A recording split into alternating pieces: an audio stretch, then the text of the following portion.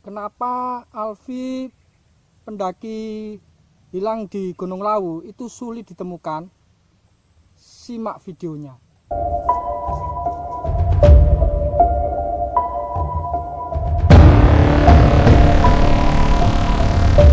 Halo semuanya, saya Dedi Gigis.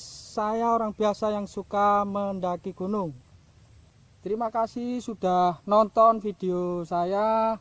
Saya doakan yang nonton video saya rezekinya ditambah, dan yang belum menemukan pasangan segera mendapatkan pasangan. Saat saya mendaki di Gunung Lawu, saya kebetulan bertemu dengan orang yang sering bertapa di situ. Dan saya iseng tanya kepada orang itu, kenapa kok orang itu kalau hilang di Lawu itu sulit dicari ya, sulit ditemukan. Apa sebabnya? Pertapa itu bilang sama saya, pertapa itu bilang kalau di Gunung Lawu itu ada semacam segitiga bermuda yang berhubungan dengan Gunung Merapi dan Pantai Laut Kidul ya, di Yogyakarta itu. Jadi kalau masuk ke situ itu sulit dicari, sulit ditemukan, dan sulit keluar. Kalau orang yang tidak punya ilmu kanuragan yang tinggi itu tidak bisa keluar dari situ, sulit banget. Bisa, jika Allah menghendaki pasti bisa ya. Itu kata orang pertapa tadi sama saya. Dan saya tanya lagi, kok bisa orang masuk ke situ? Apa yang menyebabkan orang bisa masuk ke dimensi lain itu tadi? Orang yang bisa masuk ke situ secara tidak sengaja itu biasanya yang suka lewat potong kompas. Jadi bukan jalur utama, bukan jalur yang sudah dibikin dari dulu. Jadi ada potong-potong kompas, dan biasanya gerbangnya itu letaknya di situ. Nah, saya itu penasaran, apakah setiap orang yang potong kompas akan bisa masuk ke situ?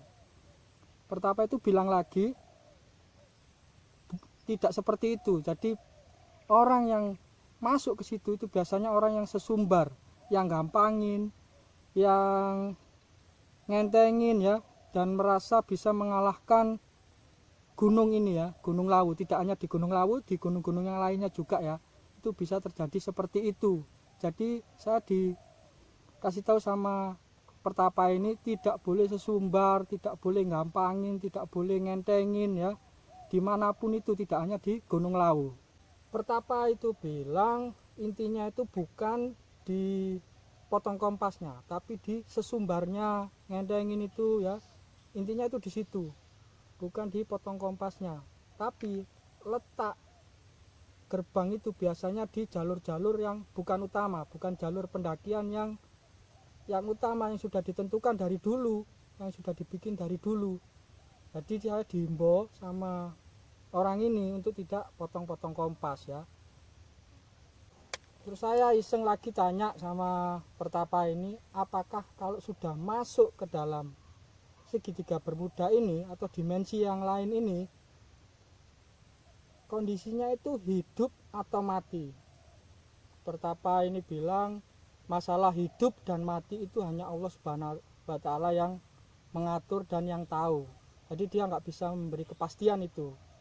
Tapi jangan sampai untuk masuk ke situ, karena kalau sudah masuk ke situ itu sulit keluar ya, kecuali orang yang punya kemampuan tinggi, yang tahu masuk dan keluarnya dimensi ini tadi, gerbangnya atau pintunya, atau bahasa yang lainnya itu portalnya. Nah, dia juga bilang kalau di Gunung Lawu itu penunggunya banyak, mulai dari yang baik, yang jahat, bahkan yang usil. Nah, kalau kita sesumbar dan sok-sokan di sana, itu mereka itu kayak gregeten gitu ya, terus coba ngetes kita kalau kita sesumbar. Nah, kalau kita dites dan tidak berhasil, maka kita akan hilang, lenyap, tidak berbekas sama sekali. Jadi jangan sesumbar. Nah, dia bilang kalau penunggu di Gunung Lawu itu sekarang itu yang ada itu adalah kelas-kelas panglima sampai ke yang biasa. Untuk yang kelas pejabat tinggi, yang jenderal atau komandan-komandan tinggi itu katanya pindah ke Gunung Wilis. Makanya kalau dia itu bertapa itu setelah di Gunung Lawu, dia baru ke Gunung Wilis. itu seperti dia minta surat izin untuk menuju ke Gunung Welis bertemu dengan pejabat tingginya. Di seperti itu, Pertapa itu bilang seperti itu. Saya cuma gedek-gedek aja. Oh gitu ya, karena saya memang nggak tahu ya, saya cuma orang biasa dan pendaki biasa. Ini hanya informasi yang saya sampaikan, berbagi kepada teman-teman supaya apa? Perjalanan ke gunung itu selamat. Dari perkataan orang Pertapa ini tadi, saya jadi berpikir, peristiwa Alfi yang hilang dan belum ditemukan sampai sekarang, jangan-jangan dia masuk ke situ. Yaitu tadi, jika Allah menghendaki dia hidup, dia akan tetap hidup. Prinsip saya mendaki atau naik gunung itu simple.